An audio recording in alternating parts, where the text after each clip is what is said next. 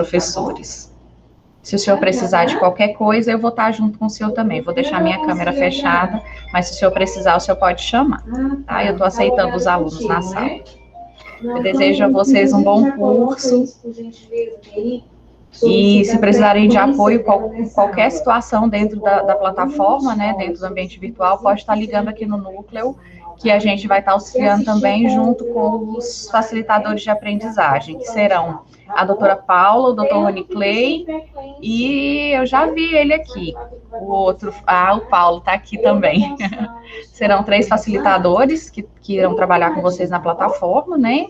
Mas a gente também vai estar dando esse suporte, sobretudo na questão de acesso aqui pelo núcleo, tá bom? Então, bom curso para vocês. Tchau. Boa tarde a todas, a todos. Vocês me escutam bem? Amanda, está me escutando bem? Sim, senhor. Ótimo. Tá tranquilo. Ok. Bom, pessoal, só para me apresentar, eu sou Rony Clay Alves de Moraes, sou juiz aqui no estado de Tocantins, titular da primeira vara da Fazenda Pública da comarca de Palmas e coordenador deste curso. Antes de iniciar, antes de falar sobre o nosso curso, eu preciso fazer um agradecimento especial à equipe da ESMAT. Só que eu vou pedir licença para fazer o agradecimento em nome da Andréia Marinho. A Andréia Marinho é uma servidora modelo que nós temos. É uma pessoa extremamente competente, ama o que faz e contagia a todos que estão à sua volta. Todas as demandas que ela me passa sempre são 100% atendidas. No entanto, a Andréia é uma pessoa extremamente perigosa, porque ela vem conversando com a gente com um jeitinho meigo, e esse jeitinho meigo ela consegue tudo. E eu, particularmente, quando vejo, já estou comprometido com mais uma demanda. Mas todas as demandas, vocês podem ter certeza absoluta, que são sempre pensadas para o melhor aperfeiçoamento dos magistrados e servidores. E este curso especial teve uma entrega especial da Andréia, na busca pelos melhores professores. Tudo foi feito com muito carinho e comprometimento. E este nosso curso, ele tem, o curso sobre precedentes judiciais, teoria e prática, ele objetiva, a capacitar os magistrados e servidores para estarem aptos a reconhecer as características e as razões que justificam o sistema jurídico fundado na lógica dos precedentes.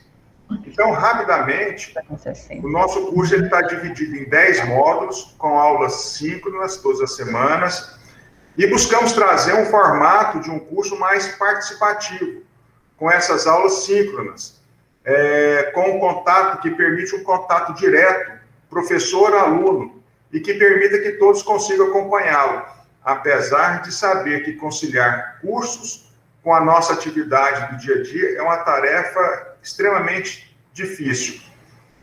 Tenho certeza que esse curso será um sucesso. Aliás, ele já é um sucesso. Abrimos inicialmente 40 vagas que foram esgotadas no mesmo dia. Chegamos a 100 vagas e ainda temos lista de espera. Por isso, ou melhor, além disso, o nível dos professores escolhidos a dedo aumenta a certeza que o nosso curso será, de fato, um curso de primeiríssima grandeza. E hoje abrimos com a chave de ouro. Abrimos a nossa aula com o professor doutor Daniel Francisco Intidieira, um dos maiores processualistas do Brasil na atualidade. E aqui, professor Daniel, me permita ler apenas uma parte do seu currículo, porque 2 horas não seriam suficientes para lê-lo. Permita só fazer um pequeno recorte. O professor Daniel é pós-doutor em Direito pela Faculdade de Direito da Universidade de Pavia, da Itália, doutor em Direito pela Universidade Federal do Rio Grande do Sul, professor associado de Direito Processual Civil nos cursos de graduação, mestrado e doutorado da Faculdade de Direito da Universidade Federal do Rio Grande do Sul, ministra palestras regularmente em eventos jurídicos no Brasil e no exterior, tem 34 livros e vários artigos publicados na sua área de concentração no Brasil e no exterior. Vencedor do 51º Prêmio Jabuti 2009 e do 59º Prêmio Jabuti 2017. Ao lado de Luiz Guilherme Marinoni e Sérgio Cruz, é coordenador da coleção Comentários ao Código de Processo Civil e da coleção O Novo Processo Civil, ambos da editora RT. Então, aqui é um brevíssimo currículo do professor Daniel. Então, professor Daniel, aliás, eu também deixo só fazer um agradecimento aqui aos meus colegas facilitadores, doutora Paula. Vou chamá-la de doutora Paula, porque ela me chamou de doutor no grupo, e eu falei que eu não quero, viu, doutora? Então, enquanto a senhora me chamar de doutor, eu retribuo o doutor. E agradecer também o Paulo, que nós estaremos juntos com vocês nos grupos que já foram devidamente selecionados. Então, professor Daniel, seja muito bem-vindo, desde já agradeço o convite, sentimos honrados com a sua presença aqui na ESMAT.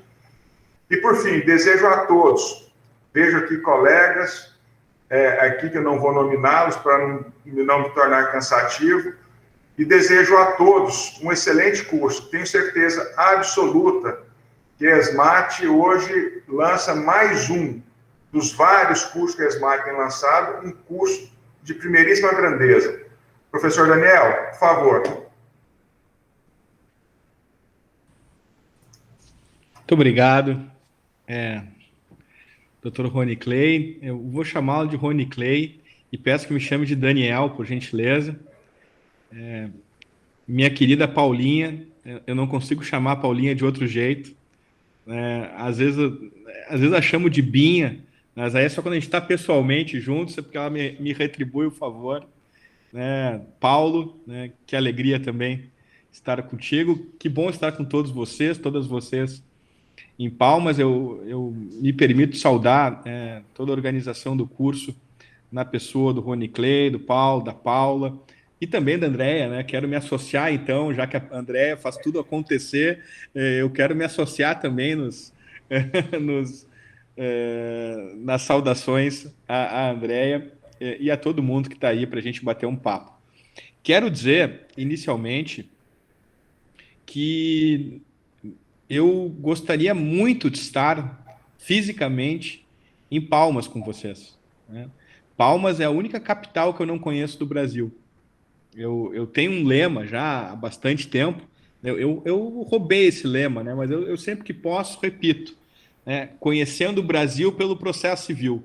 Então, sempre que eu posso, eu aceito dar uma palestra em algum lugar para conhecer o nosso país. Nosso país é lindo e eu já ouvi maravilhas de Palmas e eu quero muito ir aí.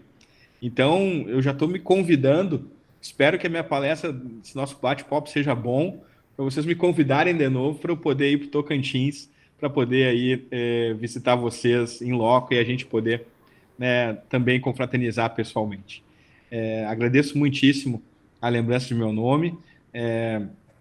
Paulinha, muito obrigado por ter feito contato. A Paula é uma queridíssima amiga minha. Agora, sem nenhuma brincadeira, a Paula é uma pessoa fundamental nas nossas reflexões e uma pessoa que faz as coisas acontecerem, A gente brinca que eu e o Marinoni e o Sérgio, nós três trabalhamos, enfim, mas quando a Paulinha chega junto na roda, parece que dá uma baianada na coisa, assim, e a coisa começa a andar mais rápido, assim, ela coloca um tempero, no pessoal do Sul, lá do Paraná, do Rio Grande do Sul, e a coisa acontece, e dá uma explosão. E tudo que a Paulinha toca acaba sendo assim. Então, Paulinha, que bom estar aqui com vocês, Paulo, Rony Clay, que bom estarmos juntos. Eu programei, pessoal, de nós conversarmos aqui, eu imagino falar durante 30, 45 minutos, e depois ficar à disposição para perguntas, para a gente dialogar mesmo sobre os temas. Mas fiquem absolutamente à vontade de me interromperem ao longo da minha exposição, caso entendam que existe espaço para uma pergunta, para alguma consideração. Para ser realmente um bate-papo, eu me coloco aqui à disposição para nós termos uma tarde realmente proveitosa. E o proveito vem do diálogo, né, da gente se engajar. Eu quero dividir a minha exposição em duas grandes partes, né? Na primeira parte, eu quero dizer como é que eu vim parar aqui, como é que eu vim parar nesse tema, né? Por que eu me interessei por esse tema e de que modo esse tema acabou transformando, de certo modo, a maneira como nós praticamos o direito no Brasil. E a segunda parte da minha exposição, ela será voltada a uma pergunta, né? O que é um precedente e para que serve um precedente? Pode parecer simples essa pergunta, essas duas perguntas, na verdade, mas elas soluções andam de mãos dadas, né? Mas nós vamos perceber que quem lê o Código de Processo Civil pode chegar a uma conclusão de que o precedente serve para alguma outra coisa, né, que não aquela que eu pretendo sustentar, que é a unidade do direito, que é a promoção dos princípios da segurança jurídica, da liberdade e da igualdade de todos perante o direito. De modo que me parece essencial que, num primeiro contato, a primeira aula do curso, né, a gente tenha essa clareza a respeito dos caminhos interpretativos que o Código nos coloca, né, que o direito brasileiro nos coloca. Sem interpretação, o Código não passa de um amontoado de folhas, né? De modo que a gente precisa interpretar o código à luz da Constituição, para que, de fato, a gente consiga ver surgir o sistema, e particularmente ver surgir o sistema de precedentes dentro do Estado de Direito em nosso país. Então, eu gostaria de começar dizendo o seguinte: como é que eu cheguei nesse tema, né? Como é que o Brasil chegou nesse tema, né? Se a gente for voltar para o início do século XXI, pessoal, nós não vamos voltar muito, viu? Nós vamos voltar para o início do século XXI, a gente vai perceber que nós tínhamos uma maneira de ver o precedente, né, que pode ser emblemática, né, emblematicamente ilustrada em duas obras, né, que imaginava que o precedente era uma fonte secundária do direito, e tinha um efeito persuasivo. O precedente era algo semelhante a uma decisão judicial que trazia algumas razões que deveriam ser tomadas como um exemplo para a solução de casos futuros, toda vez que o juiz entendesse que aquele exemplo seria importante, né, toda vez que o juiz entendesse que estava de acordo com aquelas razões trazidas numa determinada decisão, né? Então, no direito brasileiro, num primeiro momento, e eu vou situar isso em 2004, essa é a data, em 2004, nós temos uma primeira aproximação ao tema do precedente, desde uma perspectiva que procurava ligar o precedente ao precedente do common law do século XVIII, o precedente com caráter persuasivo. E qual é a principal nota do precedente com caráter persuasivo? E que o juiz tem que se persuadir, né, de que o precedente traz uma boa solução. Persuadindo-se de que o precedente traz uma boa solução, ele aplica o precedente. Ou seja, estava nas mãos do juiz aplicar ou não o precedente. Vejam, tem duas obras paradigmáticas do ano de 2004 que trazem essa solução. Uma delas, de um professor gaúcho chamado Ovídio Batista da Silva, o nome do livro é Processo e Ideologia, em que ele enfrenta a função dos tribunais superiores e, correlativamente, o problema do precedente. E outra, do professor José Rogério Cruz Tucci, professor titular da Universidade de São Paulo, o precedente judicial como fonte do direito. Essas duas obras são icônicas desse momento. E percebam que esse ano, né, é um ano em que o direito brasileiro, e isso vai ser importante um pouquinho mais para frente, esse ano de 2004 é o ano em que o direito brasileiro insere na Constituição, mediante a emenda constitucional 45, a ideia de súmula vinculante. Eu, desde logo, adianto que súmula não se confunde com precedente. Mas, de algum modo, o direito brasileiro procurou agregar, né, um efeito vinculante ao produto, né, da atuação dos tribunais, notadamente do Supremo Tribunal Federal. Então vejam que nós tínhamos, de um lado, em 2004, dois expoentes da doutrina falando em precedentes com caráter persuasivo, que o juiz precisa se persuadir do precedente, da boa solução que ele traz, para aplicá-la ao caso concreto. Do contrário, ele não precisa aplicar. E, de outro lado, a inserção no sistema jurídico brasileiro de um mecanismo que nós já conhecíamos, súmula, desde a década de 60, mas agora com uma nova roupagem, né, a súmula vinculante, né, com a emenda constitucional número 45. Essa inserção no direito brasileiro fez com que, em primeiro lugar, os constitucionalistas se dessem conta do problema que nós estávamos vivenciando, né? Por quê? Porque nós, tradicionalmente, trabalhamos num sistema de tradição romano-canônica, em que a lei escrita oriunda de uma Assembleia Nacional ou do Parlamento tem a condição de fonte primária do direito, tradição romano-canônica, né, fundada na Constituição e na lei, vamos colocar dessa maneira, né? E nós acabamos nos deparando com a ideia de que apareceu uma outra fonte, de uma outra origem, que estaria obrigando, né, juízes, desembargadores e ministros a adotarem uma solução, mesmo a contragosto. Vejam, solução que deixa de ser persuasiva, que eu preciso me convencer para poder aplicar, para ser uma solução que eu preciso aplicar independentemente de eu gostar ou não. Vejam que eu começo a tomar um outro terreno.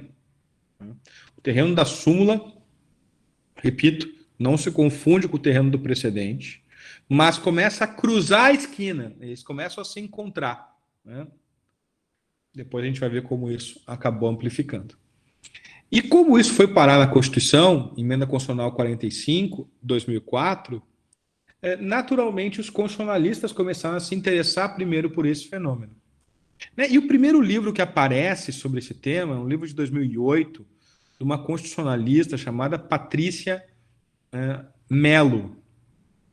Patrícia Melo, né? Inclusive ela é colega da Paulinha no Supremo, né? Ela trabalha no Supremo, lá na assessoria do ministro Barroso, né? Estudou com o ministro Barroso, fez mestrado, doutorado, é procuradora do Estado do Rio de Janeiro, está cedida lá no Supremo Tribunal Federal, no TSE, agora eu não me lembro, né? Mas, enfim, fato é que ela trabalha com o ministro Barroso e escreveu esse livro. Na época, o Barroso nem era ministro do Supremo, era professor da UERJ, ela também não trabalhava no Supremo, mas o pessoal já começava a perceber que nós estávamos mudando um pouco o sistema jurídico brasileiro. E esse começo de mudança veio pela Constituição, pela súmula vinculante. E aí a Patrícia escreve esse livro, Precedentes na Jurisdição Constitucional, um livro publicado pela Renovar, em que ela sustenta a existência de precedentes vinculantes no direito constitucional, restritos ao direito constitucional.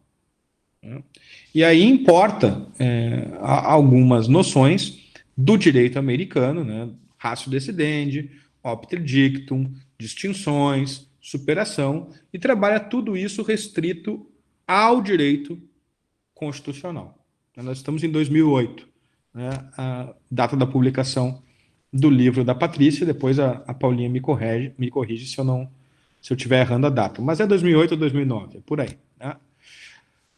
Bom, até aí, pessoal, vejam que a coisa ainda estava bastante, né, incipiente. A gente tinha recém feito uma virada, né? Até que um jurista de enorme envergadura, né, não que a Patrícia não seja, é apenas uma questão de ser mais conhecido, enfim, o professor Luiz Lé Marinoni, nosso queridíssimo amigo, né, escreve um livro em 2010 que acaba sendo um livro icônico, né, um livro chamado Precedentes Obrigatórios. E por que é um livro icônico, pessoal? É um livro icônico porque ele vira totalmente a chave, né?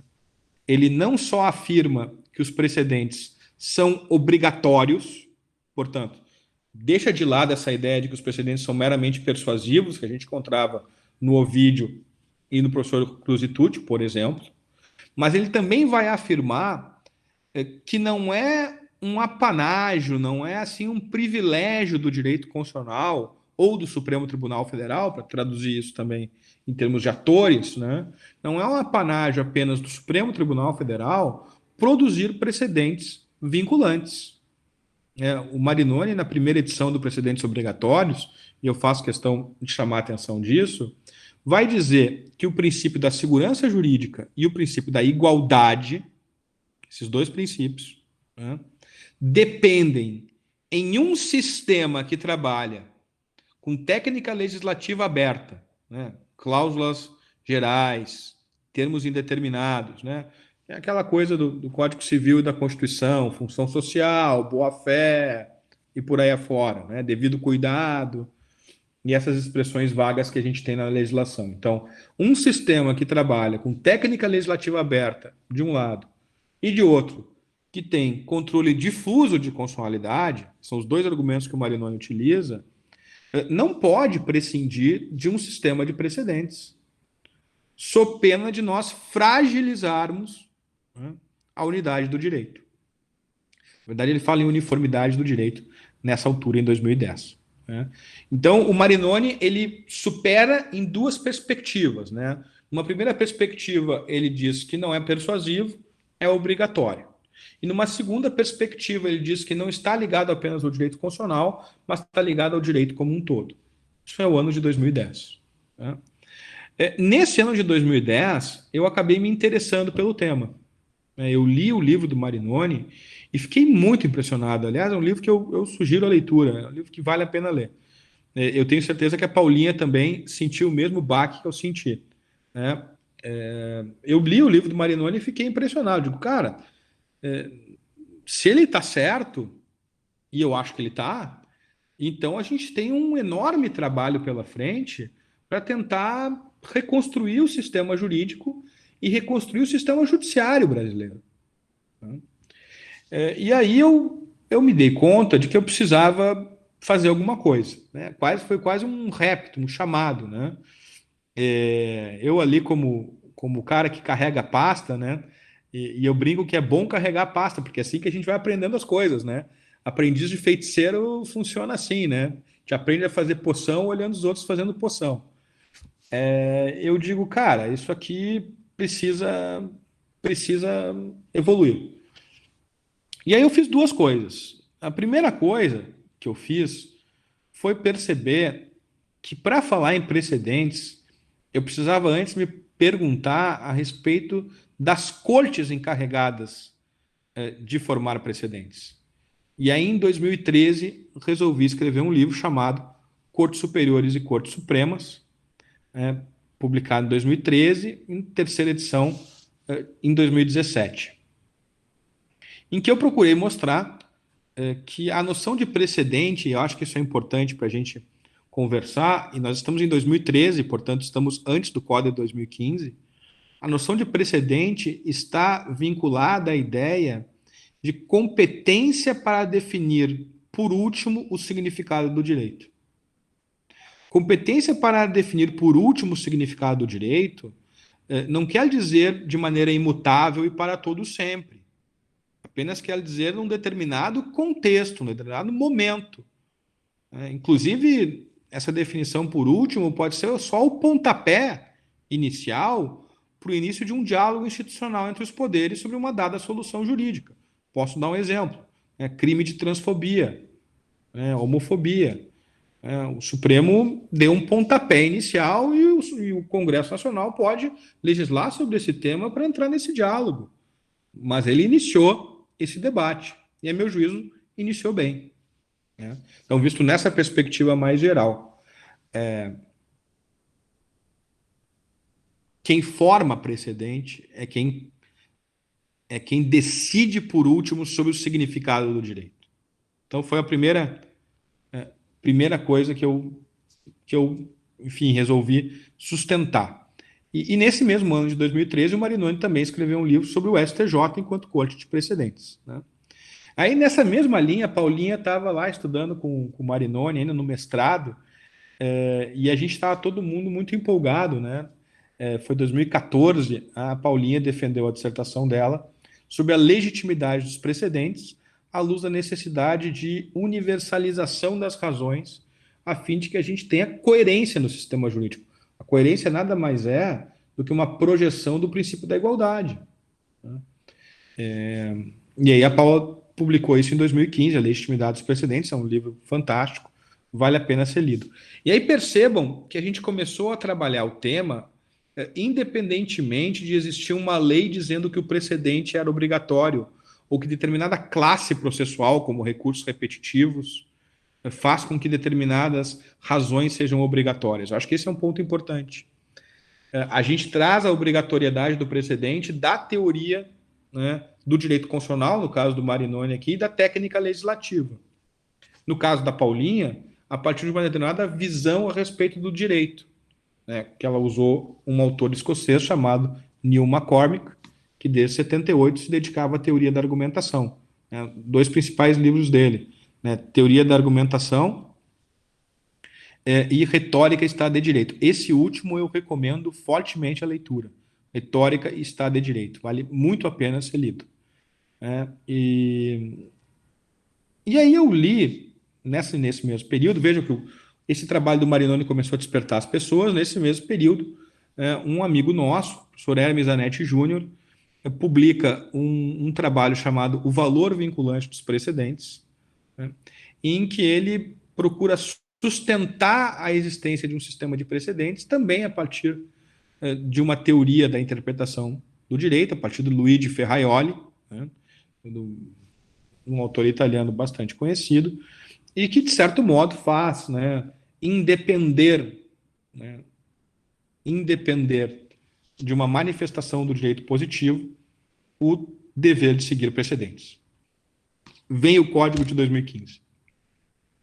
E o Código de 2015, ele acaba nos colocando diante, né, de uma sinuca de bico, para usar uma expressão mais popular. O Código de 2015 acaba nos colocando diante de uma sinuca de bico. E por que nos coloca diante de uma sinuca de bico? Porque ele dá pistas de que o sistema de precedentes talvez não seja um sistema ligado à promoção da segurança jurídica, da liberdade e da igualdade. Né? Ele dá pistas de que talvez o sistema de precedentes sirva para outra coisa. Então eu me interessei por esse tema por essas razões, né? Porque eu li o livro do Marinoni, resolvi estudar o tema das cortes, fui estudar com o professor Michele Taruffi na Itália esse tema, foi uma grande influência na minha maneira de ver o problema, e depois, quando veio o Código de 2015, resolvi escrever um livro sobre precedentes, que é um livro que saiu em 2016, Precedentes da Persuasão à Vinculação, e cuja 4ª edição sai agora em outubro, né? De 2021. Por isso que eu estou aqui. Por isso que desde 2013 eu venho me dedicando a escrever sobre temas ligados aos precedentes, à Suprema Corte e, de certo modo, tento auxiliar o Supremo, o STJ e a Justiça Civil como um todo a trabalhar com o sistema de precedentes. Escrevi sobre recurso extraordinário especial, ação rescisória, reclamação, modulação de efeitos e superação para frente de precedentes, tudo dentro dessa ótica de tentar entender o sistema.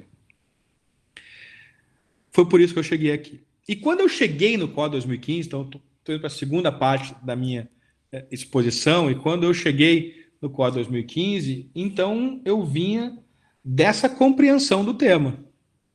Né? O tema do precedente era um tema vinculado à teoria da interpretação, o tema do precedente era um tema vinculado aos princípios básicos do Estado de Direito, né? Segurança jurídica, liberdade e igualdade, e que era algo que nós deveríamos pensar dentro desta moldura. Só que quem abre o Código de 2015, e aí então, chegando na segunda parte da minha exposição, percebe que o Código de 2015 ele tem duas grandes linhas. Nos livros, eu costumo dizer que o processo civil visa dar tutela aos direitos, né? Então, visa a proteger os direitos. E ele visa proteger os direitos em duas dimensões. Primeiro, resolvendo casos concretos com justiça. O artigo 6º do Código de Processo Civil diz que o juiz tem o dever de decidir os casos de forma justa, efetiva e tempestiva. Decidir no mérito os casos de maneira adequada, efetiva e tempestiva. Artigo 6º do Código. Isso é uma linha que nós todos estamos acostumados a teorizar há muito tempo. Mas o Código tem uma segunda linha, que diz respeito à tutela dos direitos em geral. A tutela dos direitos em geral significa que o processo civil visa dar tutela aos direitos a partir do caso concreto, a fim de que a gente possa reconhecer o significado do direito aplicável, reconhecer o significado do direito aplicável às nossas vidas. É o que está escrito no artigo 926 e 927 do Código, onde diz que os tribunais têm o dever de promover a segurança jurídica, a liberdade e a igualdade. Embora esteja escrito de uma outra maneira, é isso que esses artigos querem dizer. Só que o problema vem quando o Código de Processo Civil dá a entender que as Cortes Supremas só produzem precedentes em determinadas situações. E que situações seriam essas? Aquelas ligadas aos recursos repetitivos. Vejam que a gente olha lá o artigo 927 e vê que fala em controle abstrato de constitucionalidade, né, ligado ao Supremo. Agora não vê o caso, mas confundindo decisão e precedente. Mas vamos lá, que a leitura apropriada é precedentes oriundos, né, de controle abstrato e controle concreto. Em segundo lugar, fala em recursos repetitivos, em repercussão geral, no STJ e no Supremo, e fala, né, em pronúncia desses tribunais pelos seus órgãos especiais. Vejam que por esse rol do artigo 927, mesmo um recurso como um recurso de embargos de divergência julgados pelo STJ, né, seria um recurso inapto a produzir um precedente. Vejam, o recurso que é julgado pelas turmas reunidas ou pelo órgão mais importante do tribunal, Corte Especial, ou pelas suas sessões, não seria apto a formar um precedente. Vejam que isso não é um certo contrassenso. A gente só consegue perceber que isso é um contrassenso quando olha o sistema de precedentes desde o ponto de vista da segurança, da liberdade e da igualdade. Porque se eu olhar o sistema de precedentes como um meio de gestão de casos repetitivos, isso faz sentido. E essa é a questão que eu gostaria de colocar para vocês, para nós iniciarmos a leitura do Código de Processo Civil. Existem duas estradas. Quem abre o Código de Processo Civil se depara com duas estradas. A primeira estrada é aquela que imagina que o sistema de precedentes é um sistema voltado a gerir casos de massa de maneira eficiente. E onde é que está escrito isso? Está escrito no artigo 928 do CPC, quando procura equivaler, né, julgamentos, recursos repetitivos, com incidente de resolução de demandas repetitivas e fazer com que só isso seja, né, algo passível, né, de vincular juízes, tribunais e as próprias Cortes Supremas. A pergunta é: apenas os casos repetitivos merecem o mesmo tratamento diante da ordem jurídica? É evidente que não, né?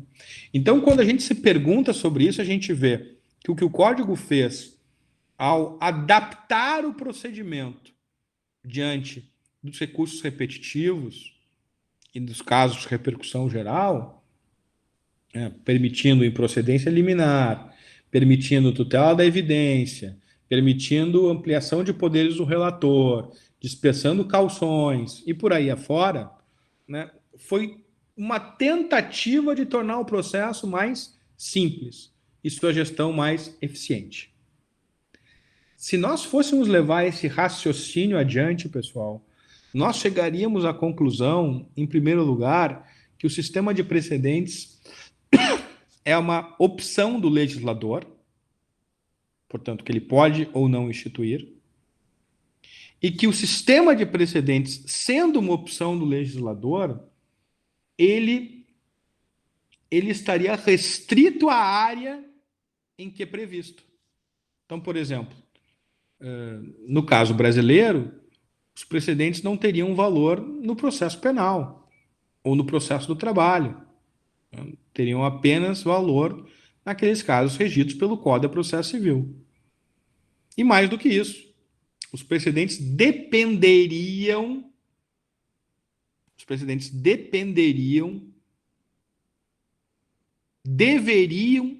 suas existências a uma expressa disposição de lei. Então, o que está no 927 gera precedente. O que não está no artigo 927 não gera precedentes. Essa é uma primeira leitura. Só que essa leitura é uma leitura equivocada. E eu pretendo demonstrar por quê.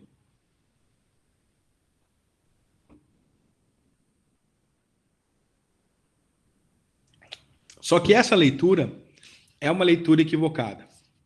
E eu pretendo demonstrar por quê.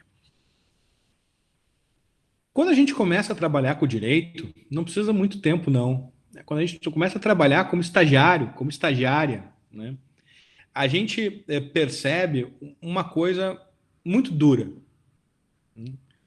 E qual é a coisa muito dura que a gente percebe? Que, de um modo geral, nós fomos enganados na faculdade de Direito. Nós fomos enganados na faculdade de Direito. Porque lá nas aulas de introdução ao estudo do direito, lá nas aulas de teoria geral do Estado, direito constitucional, qualquer dessas disciplinas, né?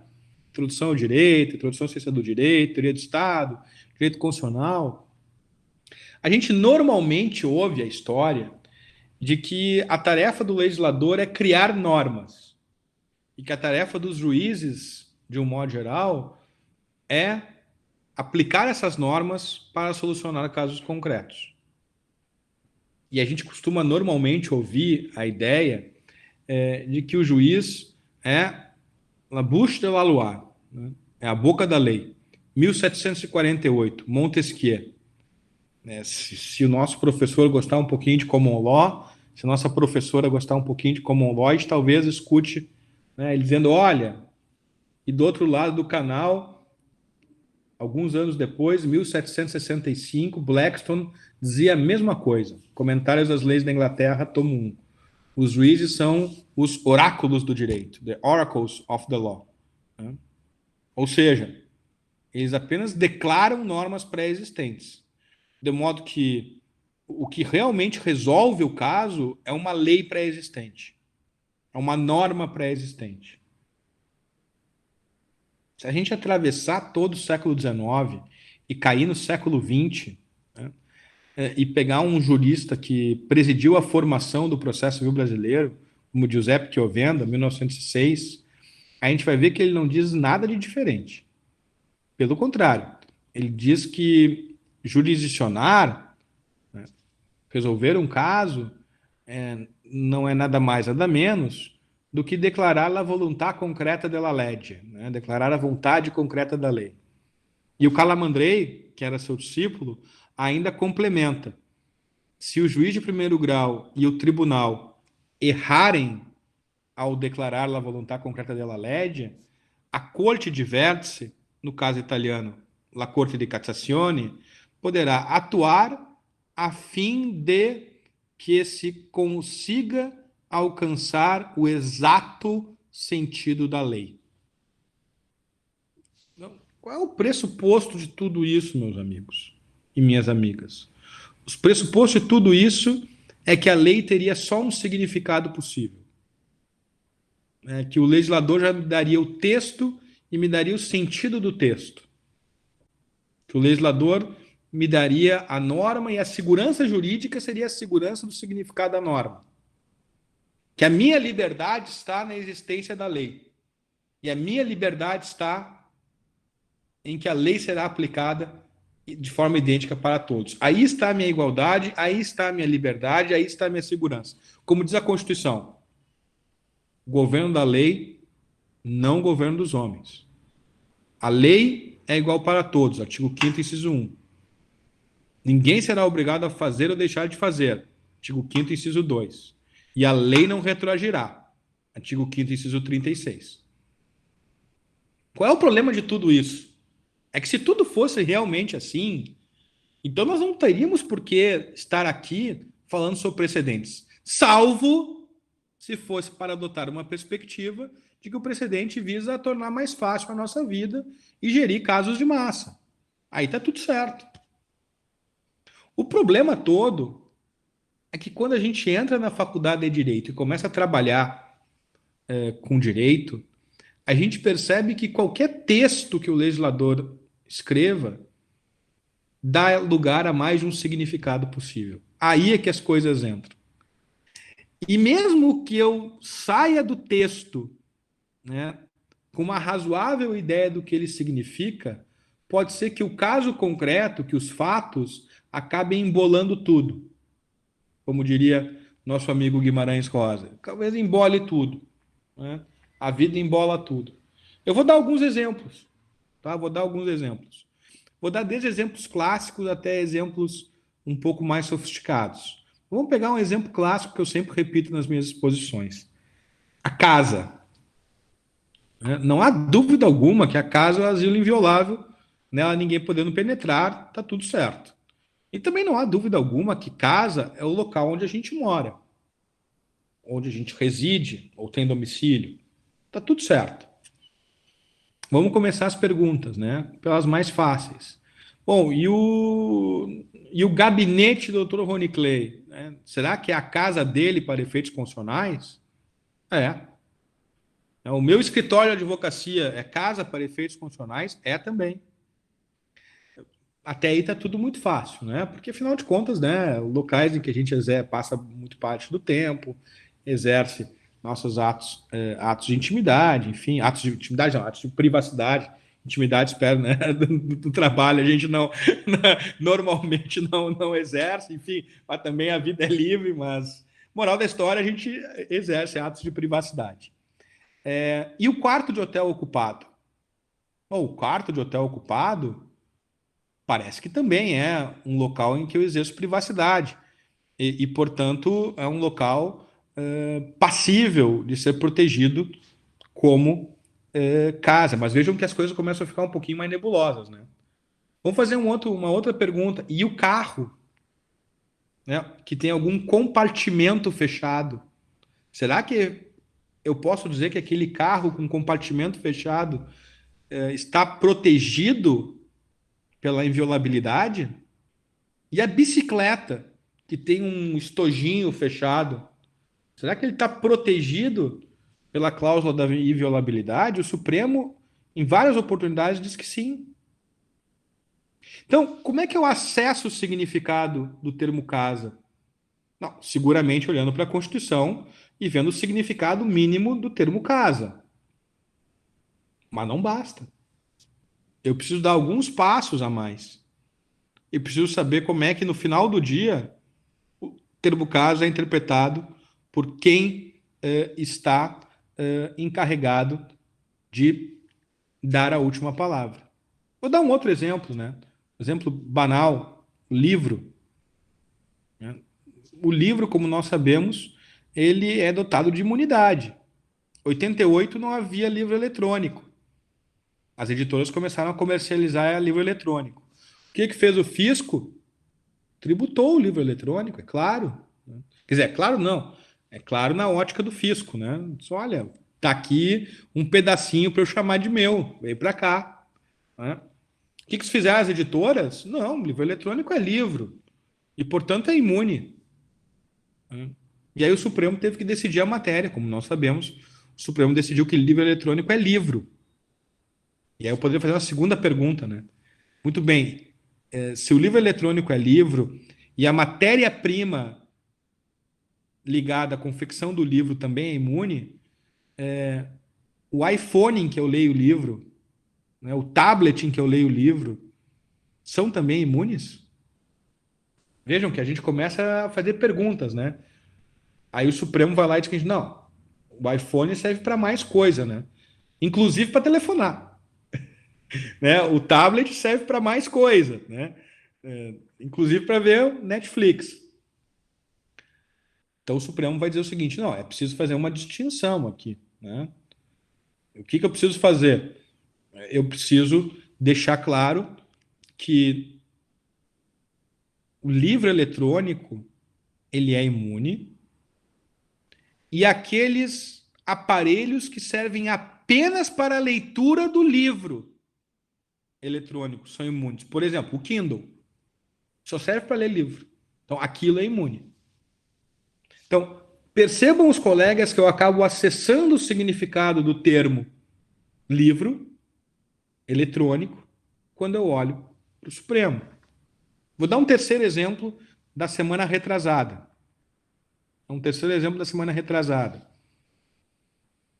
Desde o ano 2000, né, o Supremo Tribunal Federal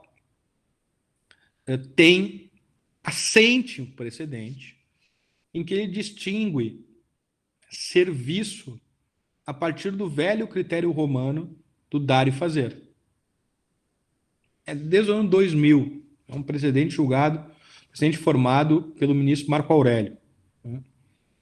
E a partir desse precedente, nós temos, inclusive, uma súmula vinculante, né, que diz que não cabe, que não incide o ISS nos casos envolvendo locação de bens imóveis.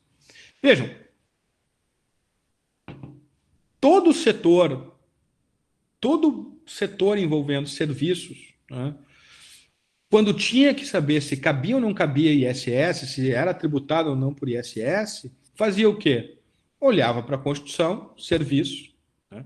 Olhava para a doutrina, para saber o que é serviço, como é que eu distingo serviço, mas no final do dia, olhava para o que o Supremo dizia, e tinha um critério específico, separar dar do fazer, ou predominância do dar e fazer, depois começou a ter esse refinamento do critério. E a partir daí se distinguiu leasing, a partir daí se distinguiu locação de guindaste foi o primeiro, né? A partir daí se distinguiu até que se chegou ao caso, né, da franquia, royalties em franquia. E o Supremo diz, olha, pois é, mas no caso das franquias, aquele critério do serviço entre dar e fazer não funciona bem. E diz que os royalties das franquias são tributáveis, né? McDonald's, não, todo mundo, né? Copenhague, né? Todo mundo começou a se preocupar com esse tema. Percebam os colegas e as colegas. Para eu saber o que é serviço, eu preciso olhar para o Supremo Tribunal Federal. E, pessoal, eu poderia dar 400 exemplos. E enquanto eu estou falando, eu tenho certeza que vocês estão pensando nos exemplos de vocês. Exemplos em que a disputa, muitas vezes, gira em torno do significado de palavras. Um amigo nosso, muito conhecido, Kelsen, em 34, já tinha matado essa charada. O Kelsen, em 34, disse o seguinte, olha, eu estou convencido de que o legislador faz é dar só uma moldura,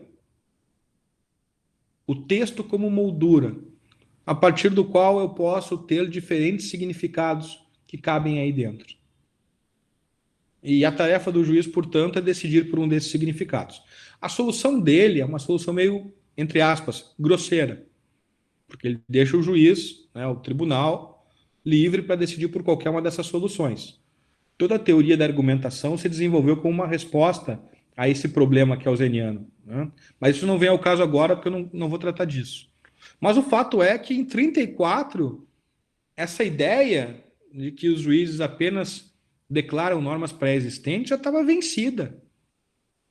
E nós passamos o século XX inteiro procurando solucionar e superar esses problemas. Quando a gente começa, portanto, a se afastar law in the books, né, do direito dentro dos livros, e começa a perceber como é que o direito é na prática, né, law in action, a gente começa a perceber que, no fundo, pessoal, ser igual diante da lei significa ser igual diante da interpretação outorgada à lei. Ser livre, né, significa ser livre diante de uma determinada interpretação que a lei outorga. E viver em uma ordem jurídica segura significa não ser surpreendido pela retroatividade de interpretações judiciais a respeito do significado do direito. E tudo isso, portanto, para dizer que a grande mudança que nós sentimos foi uma mudança na cultura jurídica. A cultura jurídica fez com que nós percebêssemos que as relações entre o Poder Judiciário e os demais poderes, ela é diferente do que aquela imaginada por Montesquieu e Blackstone, que não existe a possibilidade de nós identificarmos texto e norma. O legislador dá o texto, a norma é o resultado da outorga de significado ao texto, são coisas diferentes, e toda a magia, né, da atividade judiciária diz respeito a como, né, outorgar significado a esses textos e fazer daí surgir a norma de uma maneira mais segura possível, preservando ao máximo os espaços de liberdade, as expectativas e a igualdade de todos diante da aplicação do direito. E é justamente por essa razão, aí vem o ponto, é justamente por essa razão que essa perspectiva de eficiência e de limitação dos precedentes aos recursos repetitivos e às teses de repercussão geral, ela é insuficiente para dar unidade ao direito no Brasil. Ou seja, para que a gente consiga dar unidade ao direito do Brasil, a gente precisa de um conceito de precedente, de uma definição de precedentes, que não está simplesmente em olhar um catálogo, como o do artigo 927, e ver se nós encaixamos ou não uma determinada solução naquele catálogo. Não. Para que eu tenha um precedente, e aí aqui eu me encaminho para o final da minha exposição, porque vejo que estou fechando 50 minutos que me destinei. Para que eu chegue à conclusão de que existe um precedente, eu preciso conjugar alguns fatores. O que é um precedente? Fora dessa ótica eficientista de gerir casos de massa, um precedente, em primeiro lugar, deve ser identificado por um aspecto qualitativo. O precedente constitui as razões necessárias e suficientes adotadas pela maioria ou pela unanimidade de um colegiado para a solução de uma questão. Isso é o que nós chamamos de ratio decidendi ou holding de um julgado. As razões necessárias e suficientes para a solução de uma questão. Razões que eu retiro de onde? Da fundamentação das decisões, em que eu generalizo a partir da fundamentação de umas decisões, levando em consideração um dado contexto de fato. Então, precedente tem um aspecto, o precedente tem um aspecto, em primeiro lugar, qualitativo. Em segundo lugar, o precedente ele tem um aspecto funcional. E que aspecto funcional é esse? Ele deriva de uma competência específica das Cortes Supremas, do Supremo e da STJ, qual seja, dar a última palavra sobre o significado do direito. Isso é muito importante, porque é a partir das decisões do Supremo e da STJ que eu posso fundar a existência de um estado de confiança em uma dada solução. E posso, no futuro, por exemplo, fundamentar um pedido de superação para frente de um precedente, por exemplo. Em terceiro lugar, um precedente, dado que representa a interpretação de uma Corte Suprema sobre um dado texto, né, o texto legal ou constitucional, pela Corte encarregada de dar a última palavra sobre o seu significado, sempre tem caráter vinculante. A lei é a interpretação da lei. A Constituição é a interpretação da Constituição. E dentro da justiça civil, o que importa é a maneira pela qual as cortes encarregadas de dar a última palavra interpretam o sistema jurídico. A gente pode fazer a crítica das soluções, a gente pode fazer a crítica das soluções das Cortes Supremas, a gente pode, inclusive, fazer a crítica nas próprias decisões, mas não pode recusar a aplicação aos precedentes da Suprema Corte, sob pena de recusar vigência ao próprio direito. Então, eu gostaria de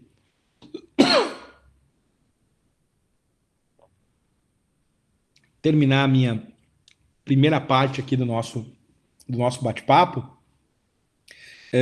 dizendo que o problema do precedente é um problema vincado na cultura jurídica, que reside na teoria do direito e que perpassa todo o sistema jurídico e independe de uma indicação do legislador, né, do direito positivo a respeito da sua oportunidade de vincular ou não.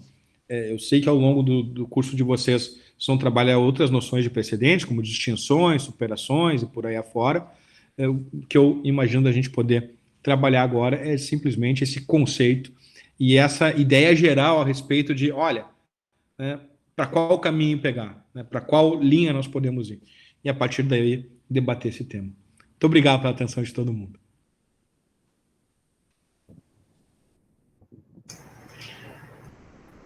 Professor Daniel, tenho certeza absoluta que sua vinda aqui a Palma só está esperando essa pandemia acabar, viu? Muito obrigado, muito esclarecedor. Essa matéria, eu assumi esse desafio na ESMAD com relação a esse curso. Eu estou fazendo doutorado na PUC-Rio e o meu professor agora, no semestre passado, foi o Ronaldo Kramer, que é espetacular, um professor espetacular. E nós falamos muito sobre precedentes. Então, era uma pessoa que poderia ter vindo para cá, mas, enfim, nós teremos outra oportunidade. Professor e colegas, eu vou deixar à vontade, nós já temos uma pergunta aqui no chat, eu vou fazer para o professor Daniel, e aqueles que se sentirem à vontade podem ficar à vontade e fazer as perguntas. Paula, não sei se você quer fazer algum apontamento, fique à vontade também, primeiro. Bem, gente, boa tarde a todos e todas aqui, falando agora. Vou dar uma boa tarde a Rony Clay, para a gente já tirar todas as formalidades, não mais, nesse tratamento de doutor e doutora.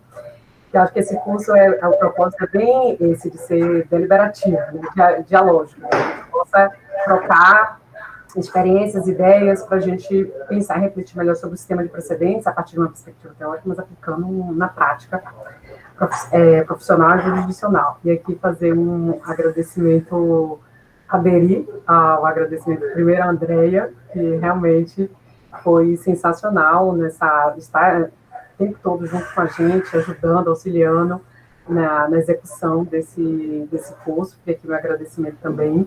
E aqui dizer da minha admiração desse grande amigo, que é o Daniel Bion, como ele mesmo falou. Só posso agradecer e dizer que tenho muita sorte de poder partilhar nessa vida com pessoas sensacionais, e o Daniel está dentre elas, que foi um presente que a escola Paraná, com a Irmandade da Escola do Rio Grande do Sul, a gente criou esse grande ciclo de amizade. Tenho essa sorte de poder sempre aprender e ter essa troca de experiências. Isso é muito rico e feliz. Para não ter mais demora aqui, se vocês querem perguntar, eu vou colocar aqui uma pergunta que é mais até para a gente puxar mais o fio, digamos assim, e desenvolver mais.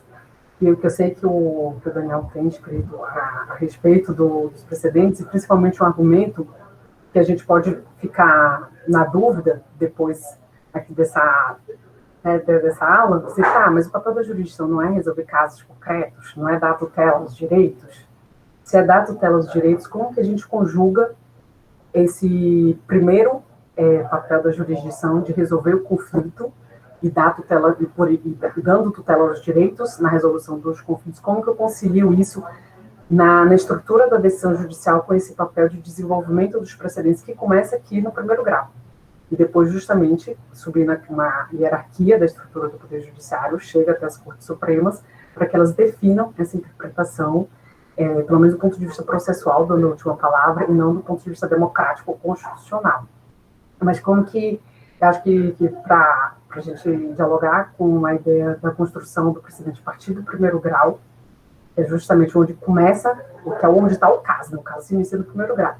Todo o debate da tutela aos direitos e conjugar com esse desenvolvimento inicial do precedente, como também com a aplicação de um precedente formado pela Corte Suprema, no caso seguinte, como vai do juiz do primeiro grau. Que é a ideia de um duplo discurso, que eu acho que é um dos textos referências, inclusive, do curso. Obrigado, Binha. O Rony Clay, o Ronaldo é gente finíssima, é um queridíssimo amigo também. Manda um abraço a ele, nosso, quando falares com ele, por gentileza. Tem uma obra maravilhosa sobre precedentes também, publicada pela Forense, né, que faz um amplo inventário, né, desse tema também. Vale a pena ser lida. Paulinha, essa é uma ótima questão, né? Eu gostaria de dizer o seguinte, né? Eu tenho usado a metáfora do ouriço, né? Que é uma metáfora que eu roubei. Sabe que ladrão que rouba de ladrão, né? Tem 100 anos de perdão. Eu roubei essa metáfora do Dworkin, que de seu turno roubou do Isaiah Berlin, né? Que de seu turno roubou de um poeta grego de 2000 anos atrás. Então, acho que está todo mundo perdoado, né? Porque, na verdade, todo mundo dá a nota de rodapé, então fica tudo em casa. Mas é um fragmento de um poema, né, cometido pelo Arquíloco, que diz basicamente o seguinte: a raposa sabe muitas coisas, né? O ouriço sabe só uma, mas ela é muito importante. O que a gente quer dizer com isso, né, quando invoca a ideia do ouriço para explicar o tema da tutela dos direitos e para mostrar como as coisas se encaixam bem, né, nessa perspectiva? De que eu preciso ter uma teoria do processo, uma teoria do direito, que seja capaz de explicar como o processo funciona de um modo geral. Não pode ser um cobertor curto. Eu não posso dar uma solução para um problema X, ainda que seja uma boa solução, e a solução oposta para o problema Y, sendo que essas soluções devem dialogar entre si, né? Que é o que faz uma raposa. Uma raposa, ela resolve diferentes problemas, ainda que resolva bem esses diferentes problemas, ela não tem muito compromisso, né, com a lealdade. Assim, o forte dela não é não é cuidar do galinheiro, né? A raposa não vai aguentar. É que nem o escorpião, eles não vão aguentar. Já o ouriço não. O ouriço tenta fazer com que uma ideia-força seja capaz de explicar o máximo de fenômenos possíveis. E essa ideia-força é justamente a da tutela dos direitos. Como eu disse, a tutela dos direitos ela está ligada a um primeiro discurso que se realiza na decisão judicial, né? E as decisões, como a gente sabe, elas são formadas por relatório, fundamentação e dispositivo. E quando eu estou preocupado com a solução de um caso concreto, que é a primeira preocupação de um juiz, de uma juíza e de um tribunal de justiça ou de um tribunal regional federal, promover uma decisão justa, um amplo exame dos fatos, da prova e do direito aplicável, é isso, né, que serve, eu tenho a máxima atenção no dispositivo, que vai reger a vida das partes, e na fundamentação, o dispositivo à luz da fundamentação. No entanto, essas controvérsias que são examinadas, né, para a solução da vida das partes, né, para se converter num comando da vida das partes, elas acabam, muitas vezes, tendo um valor paradigmático. E esse valor paradigmático é o que justifica o fato, em um país como o nosso, com vários tribunais de justiça e vários tribunais regionais federais, que exista uma central única, né, que vá dar unidade às soluções de direito, né, em casos importantes. Né. Eu costumo brincar que o bilhete de ingresso nas Cortes Supremas não é a existência de uma questão de direito, independente de uma prova. Não, o bilhete de ingresso de uma Corte Suprema é a relevância do caso. É isso. Eu brinco com o caso do Nuggets, que eu conto nas minhas exposições, eu conto até no meu livro mais recente, no Processo Civil.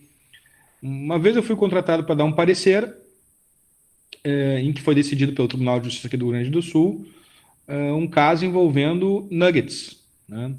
E se chegou à conclusão, mediante prova pericial, de que nuggets é produto e não é marca. E, portanto, qualquer um pode usar a palavra nuggets. Prova pericial. Né?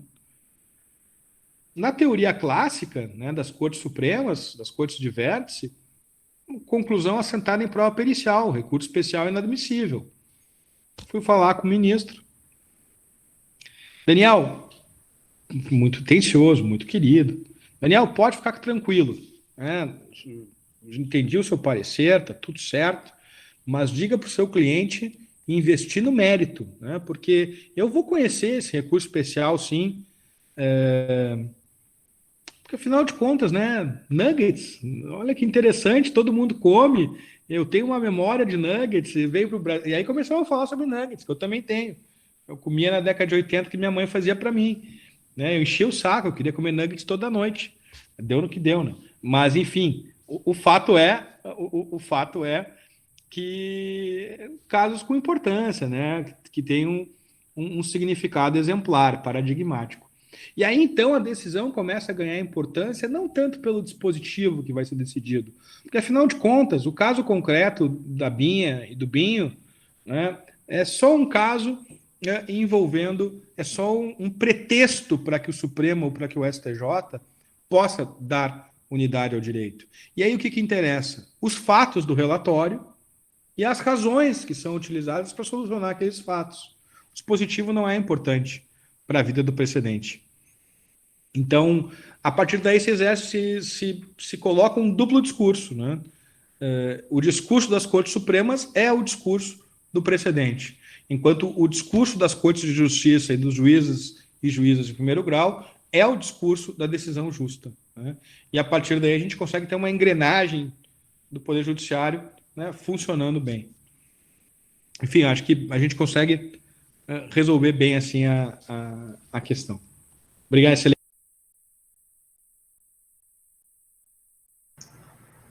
Daniel, nós temos outra. Paula?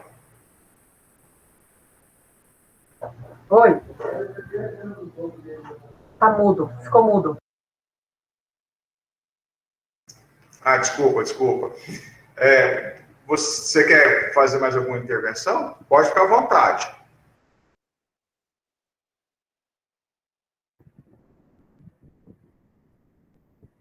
Está sem áudio, doutora Paula.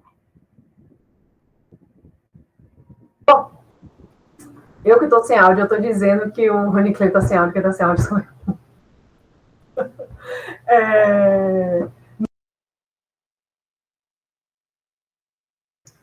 Sem áudio. Eu dizendo que o Rony Clay estava sem áudio, quem está sem áudio sou eu, pela segunda vez. A gente tem duas perguntas aqui no chat, aí a gente trabalha a partir delas para... depois também tem uma outra para fazer. Aí eu não sei quem, acho que o Paulo ou o Rony Clay faz essas duas que estão aí no chat.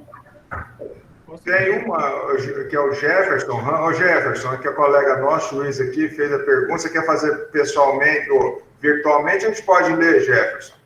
O que você prefere? É porque eu também tenho outra, doutor Rony Clay. Se eu pudesse fazer as duas, eu já englobaria as duas. Então, fique à vontade. Pronto. A primeira pergunta, professor, é efetivamente... O Jorge Abud trata no livro dele, o senhor já deve ter, com certeza, enfrentado essa situação, com relação ao controle de constitucionalidade dos precedentes. Essa é a primeira questão. A segunda questão que eu levanto para o senhor é o seguinte: Dworkin trata da integridade do sistema. Ocorre que a construção dessa integridade do sistema por meio dos precedentes, baseado no sistema do common law, a ratio decidente ela é muito mais íntegra, muito mais complexa de ser construída. Aqui nós temos um modelo de precedentes à brasileira, assim, mais volátil. Como é que a gente pode manter essa integridade que Dworkin fala? Obrigado, professor. Obrigado, Rony Clay. Obrigado.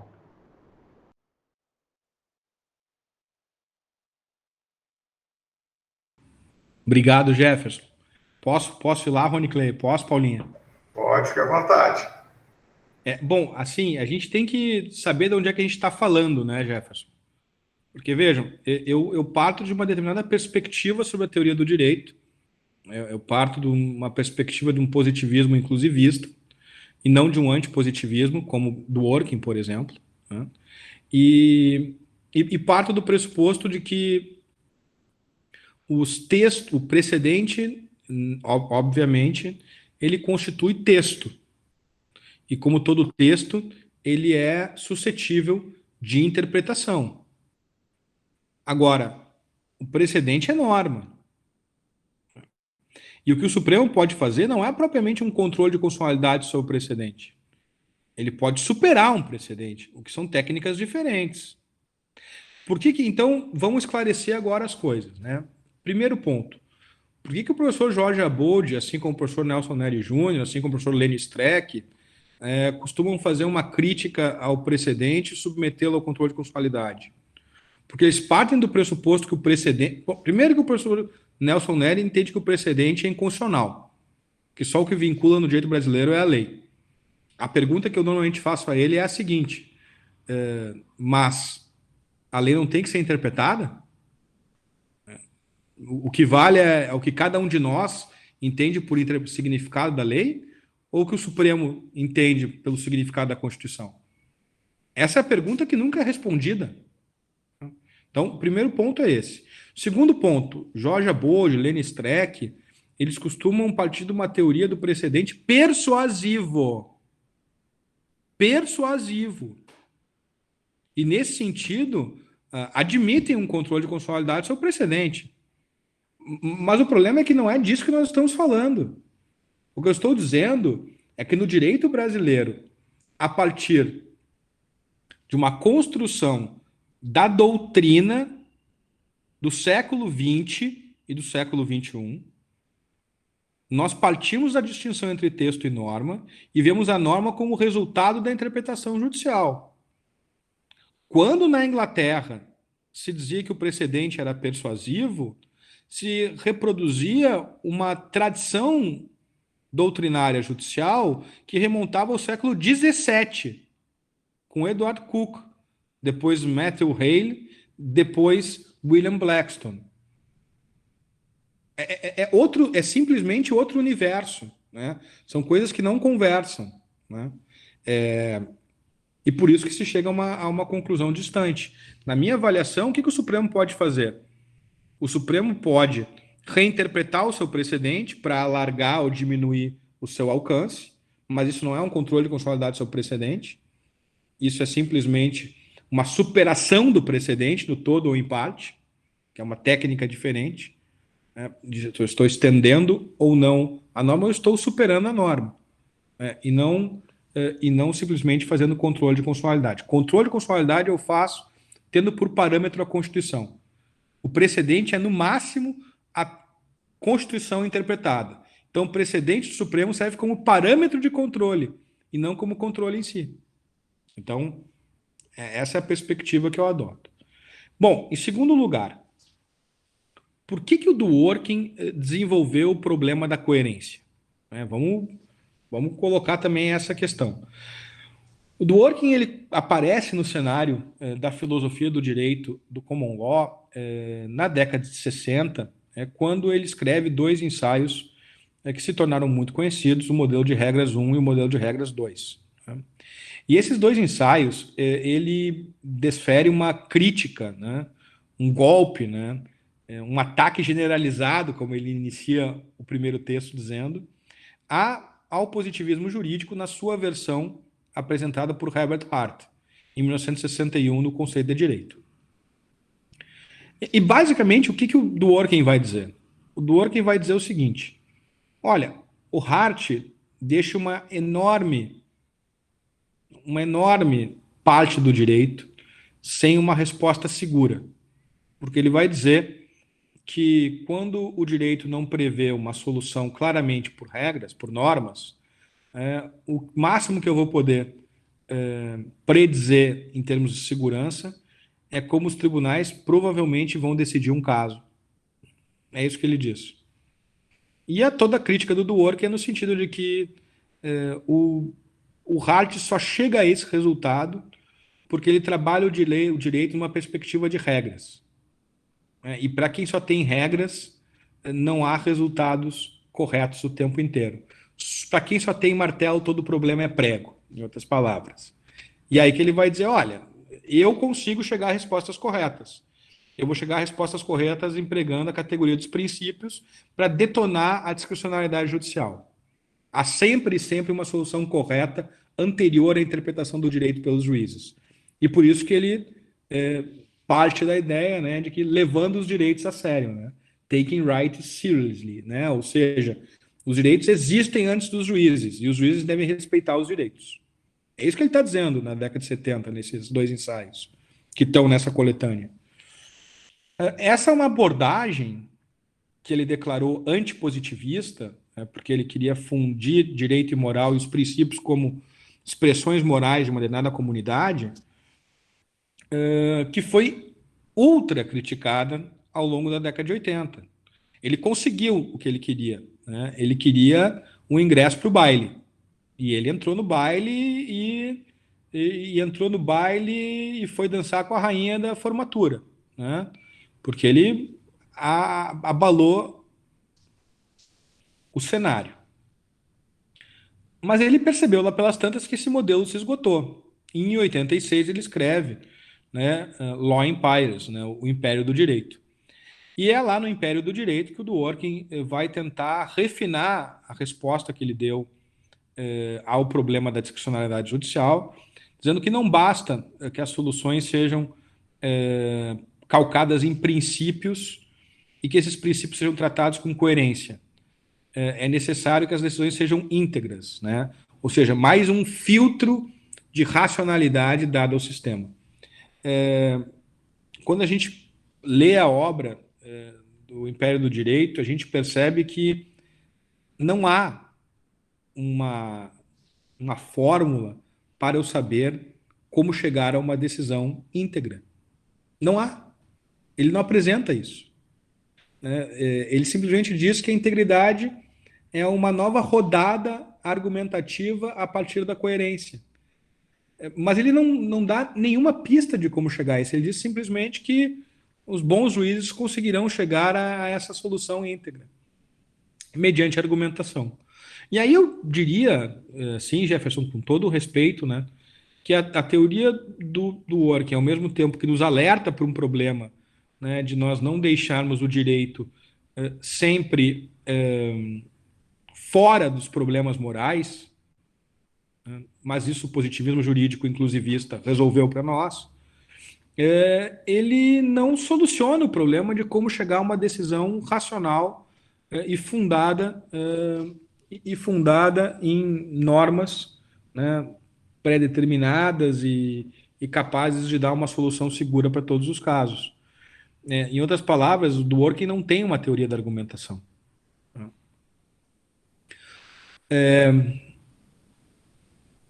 Não há nenhum impeditivo, na minha avaliação, que os países de civil law desenvolvam teorias da argumentação e seus julgados sejam tão bem argumentados quanto os países de common law. O que, na verdade, a gente sente mais falta nas decisões das Cortes Supremas é a atenção aos fatos. Se a gente comparar uma decisão da Suprema Corte Norte-Americana com uma decisão do Supremo Tribunal Federal, a gente vai encontrar muitos pontos de contato. Alguns não são diferentes, né? A atenção aos fatos é uma delas. Mas eu não diria que existe uma distinção fundamental ou radical no modo de conceber a fundamentação e argumentação de precedentes no direito brasileiro, no direito americano, no direito inglês. Todos nós temos condições de desenvolver um sistema suficientemente racional, né, e suficientemente capaz de ser intersubjetivamente controlável. A partir do quê? De regras de argumentação. Eu, particularmente, tenho autores que eu gosto e que têm propostas de argumentação que me parecem seguras. Por exemplo, Pierluigi Chiassoni, técnica da interpretação jurídica, Ricardo Guastini, interpretar e argumentar, são autores que, a meu juízo, colocam a coisa mais A, B, C, D, E, entendeu? E, portanto, torna mais controlável. Mas eu insisto, eu respeito a opinião desses autores, desses colegas, mas eles veem o mundo de um lugar diferente, né? Digamos assim, eu tenho um relógio no pulso, eles acham que é um oráculo. Lembrando das viagens de Gulliver, né? O pessoal de Lilliput via, pô, o que o sujeito está lá olhando o tempo inteiro para um negócio e guia a vida inteira dele a partir do que aquele artefato lhes diz, né? Pô, os liliputianos chegaram à conclusão de que só podia ser uma coisa, né? O sujeito consulta todo o tempo um determinado artefato e a partir do que aquele artefato lhe diz, ele pega a direita, pega a esquerda, levanta. É um oráculo, né? Então, a gente vê o mundo de maneira diferente. Obrigado pela pergunta, Gerson. Excelente. Paula, se você quiser dar continuidade, ou Paulo, comandando aí o chat. A Camila fez uma pergunta aqui, mas eu acho que o professor já respondeu. Se a Camila quiser complementar com mais alguma coisa. Camila Barreto. Oi, professor. Não, o professor Daniel, ele respondeu sim, ainda na primeira explanação dele, por isso que eu coloquei. Não, eu acho que ele acabou de responder a minha pergunta. Agora a terceira eu estou curiosa, da Graciele também. Então vamos lá, a pergunta da Graciele. Você prefere perguntar diretamente, Graciele, ou respondo aqui ou leio aqui do chat?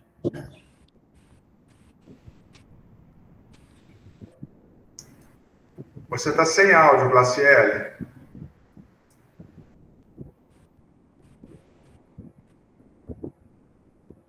Então, ela perguntou assim, professor, na linha da pergunta da Paula, a adoção de uma coerência interna pelo juiz de primeiro grau, em casos semelhantes, não seria parte da mudança da cultura e da formação dos magistrados em relação ao sistema de precedentes?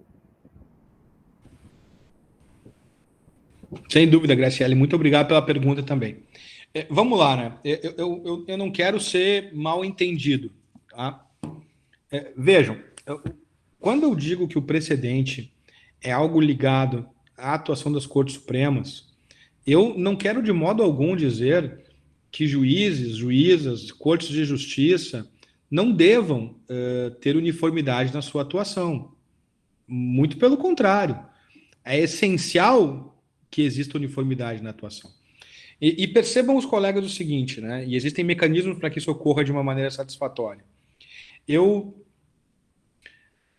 tenho problemas interpretativos surgindo. Por exemplo, os vários problemas interpretativos que surgiram em decorrência da Covid, né, da pandemia da Covid.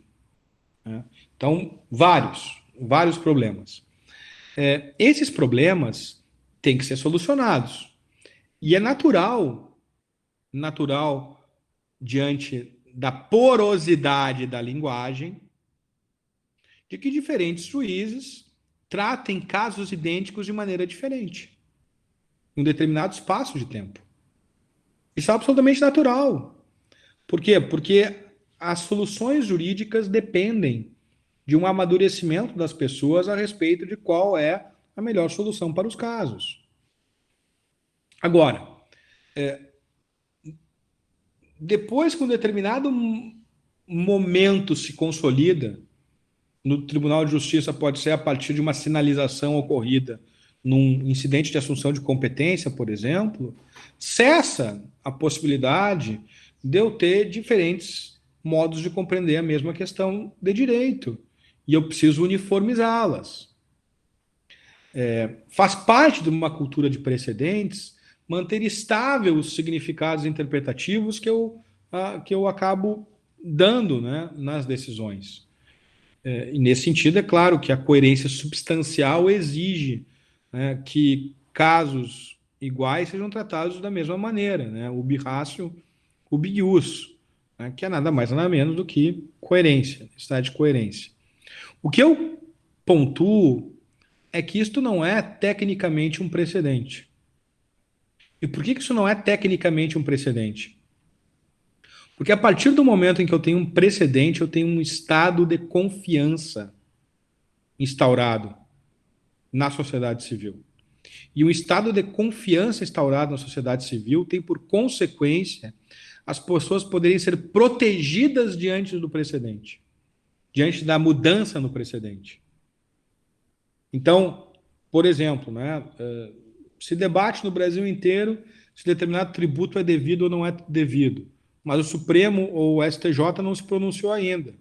Bom, seria temerário que um dado contribuinte simplesmente deixasse de pagar e não fizesse depósitos, ainda que privados, para fazer frente à eventual mudança de orientação. Agora, a partir do momento em que eu tenho uma sinalização de quem decide por último e que não é devido, então, para que esse cenário mude, né, e eu passe a ter uma outra interpretação do tema, eu preciso ter a proteção da confiança das pessoas que, de fato, pautaram suas vidas a partir daquele estado de coisas. Então, tecnicamente falando, no primeiro grau, no segundo grau, eu tenho decisão, eu tenho jurisprudência uniforme, mas eu não tenho precedente. Salvo nos tribunais de justiça, sobre matéria estadual, que terminam nos tribunais de justiça, né? Então, sobre a Constituição estadual. Nesse sentido, o Tribunal de Justiça atua como uma Corte Suprema e forma precedentes. Fora daí, eu não tenho precedentes. Agora, não há dúvida de que fortalece a cultura dos precedentes, né, a observância, né, das suas próprias razões. Mas isso, eu faço questão de dizer, não pode ser um impeditivo para que se adote a jurisprudência do tribunal, para que se altere eventualmente o entendimento, enquanto não houver uma sinalização em IAC de um TJ, em RDR de um TJ, ou, com maior razão, um precedente da Corte Suprema. Acho que é por aí. Obrigado pela pergunta.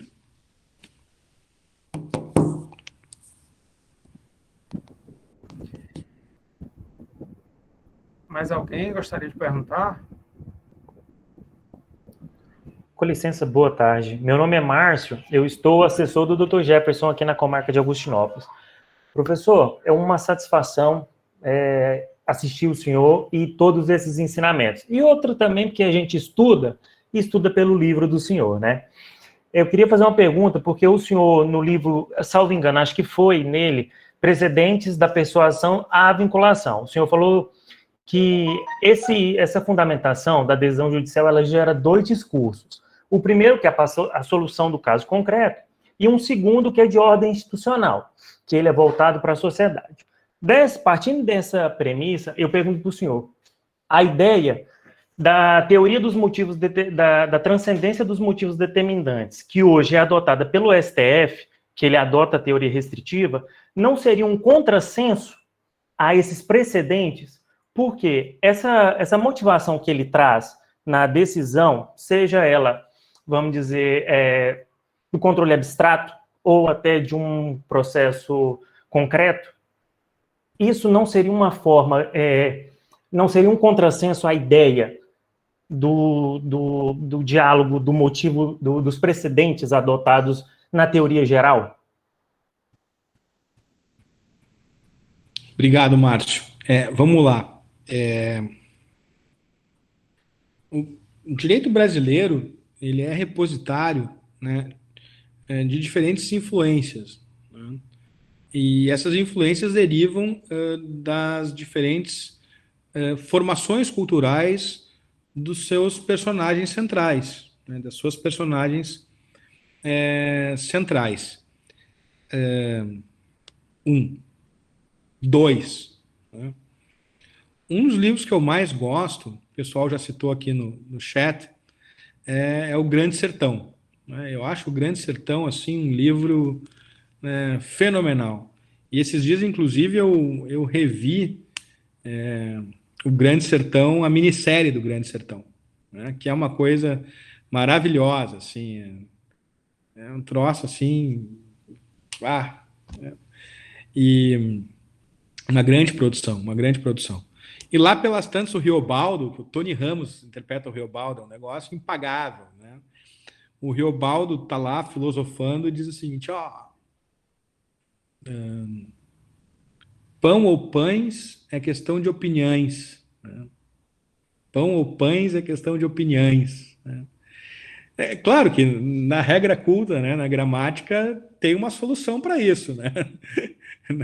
Tem uma solução para isso. Mas o Riobaldo, na verdade, está refletindo sobre o convencionalismo, né? Que a linguagem, na verdade, é fruto de convenções. Isso aqui é uma caneta, isso aqui não é um elefante, né? Eu costumo sempre brincar. Isso aqui é uma caneta, isso aqui não é um elefante. E essa convenção vale para todos nós aqui, porque todo mundo entende caneta quando estou falando caneta. Mas, quando a gente estuda determinados temas a partir de uma determinada tradição, os nomes podem variar. Então, entro no terceiro tópico da minha resposta, né? Na tradição do common law, em inglês, por exemplo, a gente chama, né, o precedente, né, de ratio decidendi, né? Nos Estados Unidos, a gente chama de holding, né?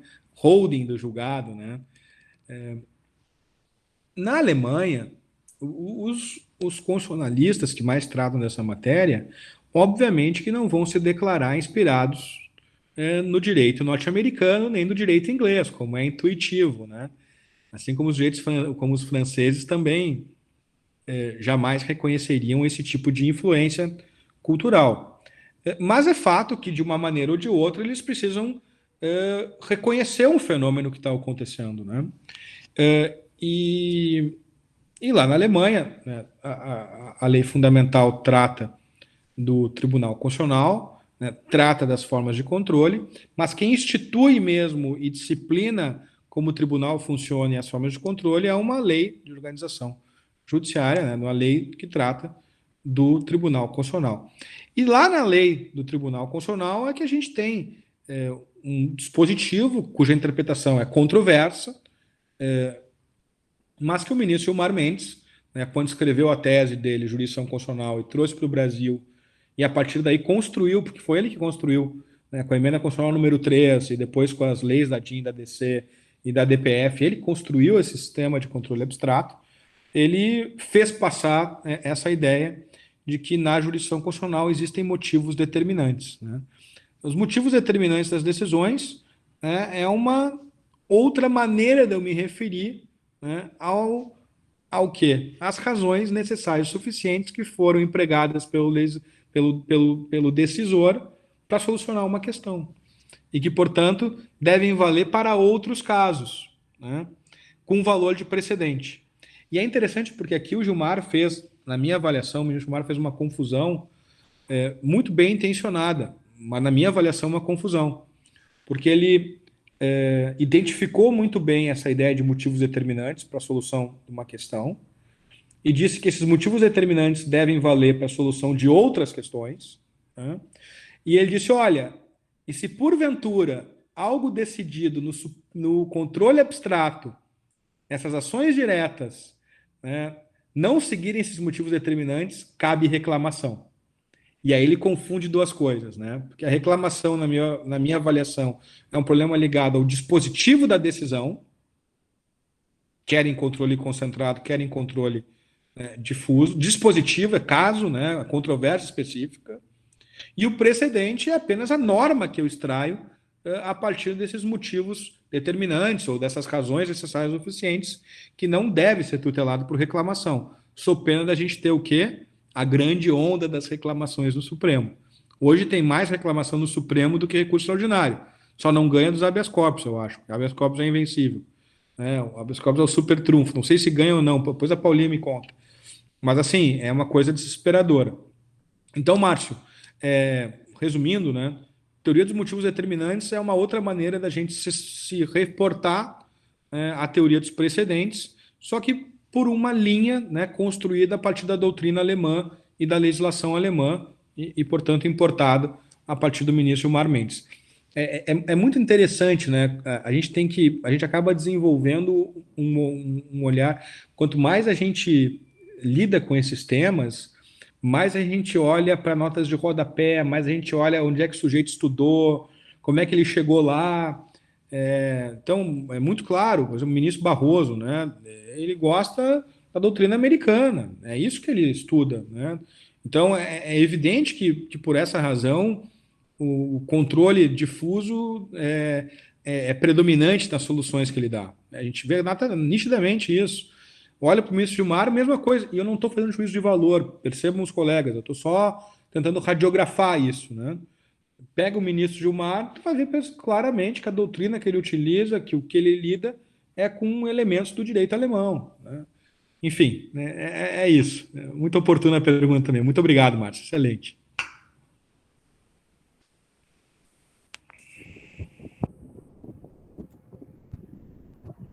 Mais alguma pergunta?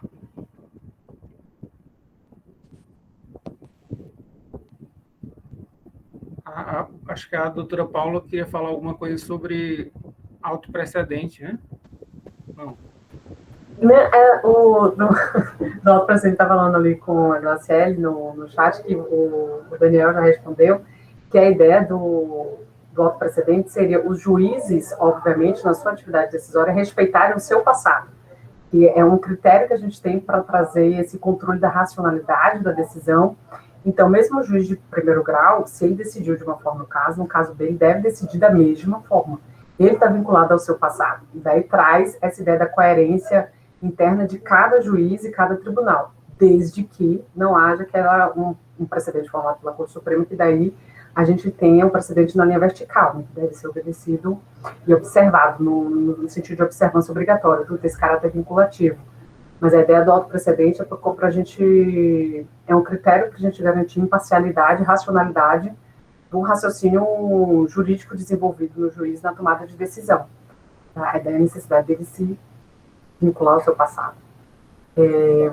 Ia colocar uma questão, mas acabou que o Daniel já comentou que era essa ideia para poder, acho que, fechar, e principalmente essas premissas aqui, do duplo discurso que a gente refere da decisão judicial, um voltado para a unidade do direito, ou para a tutela dos direitos, e outro para a unidade do direito, que é de como conciliar isso com o próprio que vem se desenvolvendo. O Supremo Tribunal Federal ainda está instável isso. O STJ já deu uma resposta de que para que essa transição de um sistema da persuasão à vinculação em termos de precedentes demandaria um instrumento que me garantisse a aplicação desse precedente frente a essas Cortes Supremas. E esse instrumento seria a reclamação, que é a ação como do século XXI.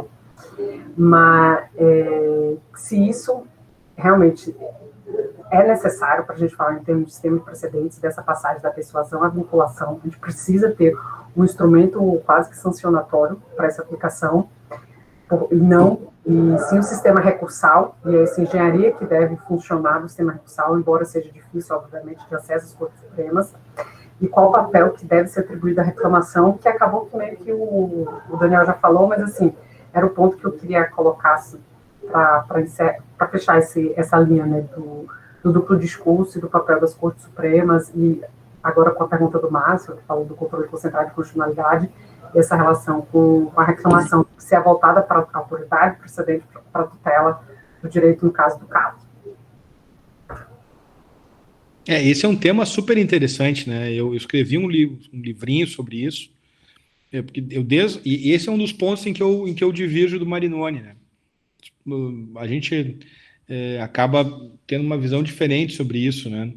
Ele se alinha aqui muito ao ministro Gilmar, e esses dias eu escrevi o livro, e aí ele me ligou e disse assim: Daniel, você quer ferrar tudo. Aí a Tereza também, a Didi, né? A Tereza Rudalvin, Daniel, isso aqui é uma maluquice, Daniel, tu tá querendo... Como é que vai ser? A gente se esforçou tanto. Eu digo, não, mas, professora, não é por aí, nós vamos ter que resolver de outro jeito. Vamos ter que resolver pela cultura, né? Por autovinculação, né? Por respeito ao precedente. É assim que a gente vai demorar mais, mas vai ser melhor.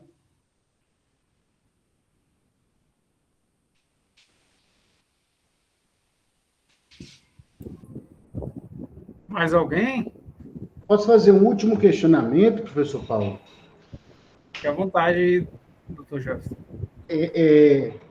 Professor, é um último questionamento, eu não sei se tem fórmula para isso, mas se o senhor pudesse, em parcas palavras, levar a efeito uma fórmula para diferenciar ratio decidente de obter dictum, como é que o senhor faria? Uma ótima pergunta.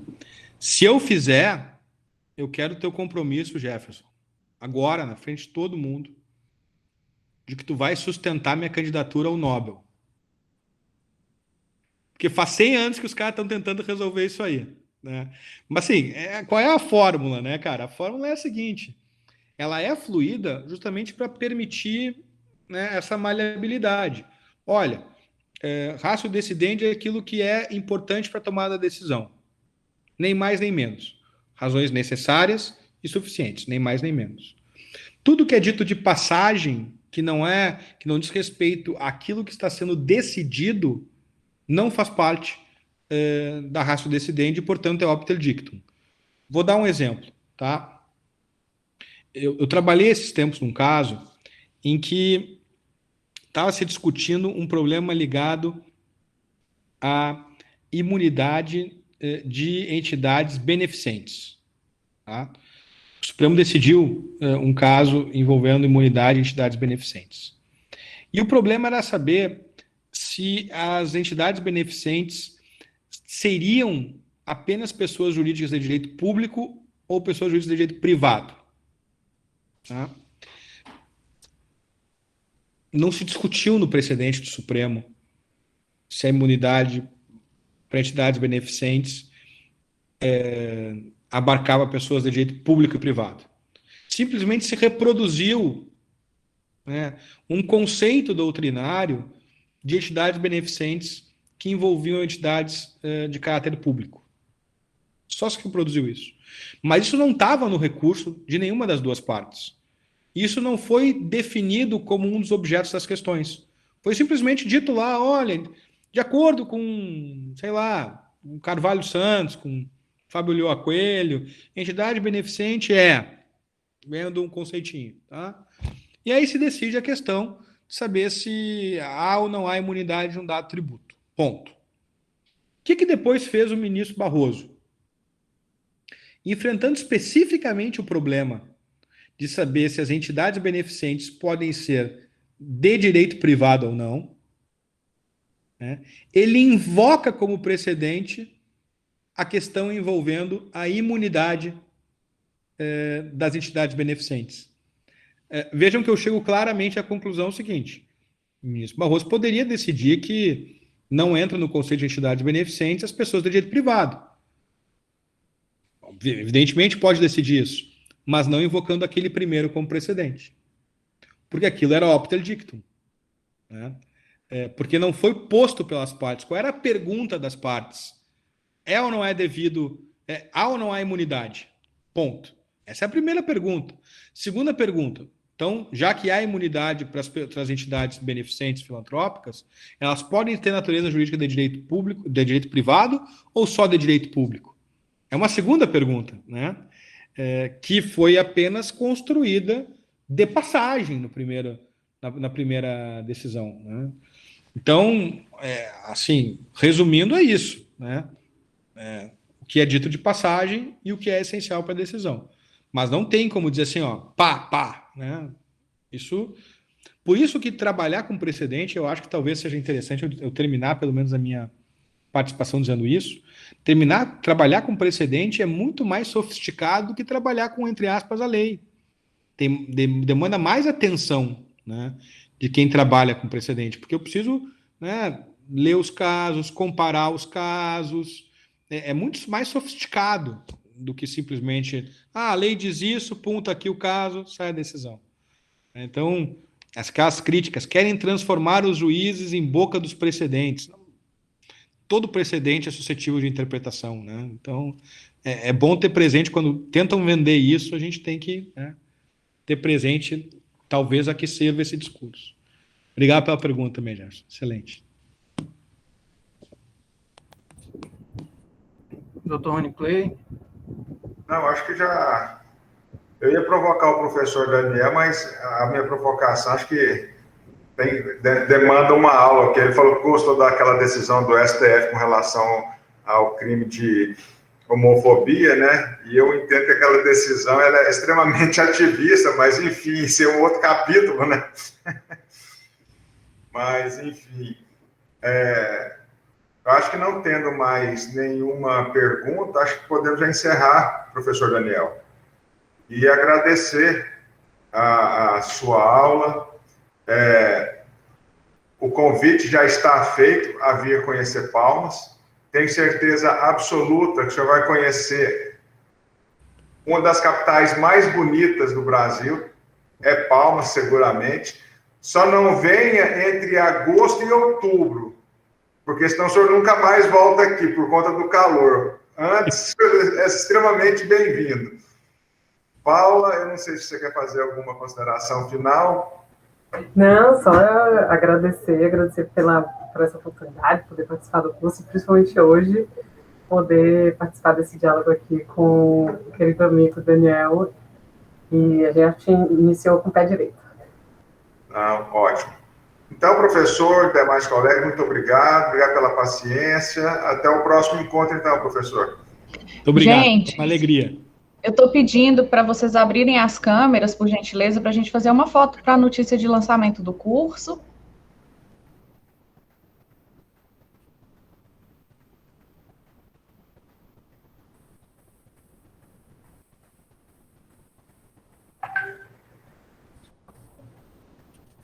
Ok.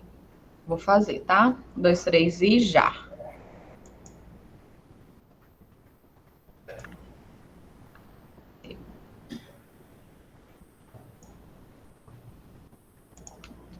Certinho, deu certo. Bom descanso para vocês e até a próxima aula. Professor, muito obrigada, doutor Daniel. Muito obrigada, doutora Paula, doutor Rony Clay, tá? E vamos adiante agora no AVA. Vamos lá. Um abraço, pessoal. Foi um prazer. Um abraço. Prazer foi nosso.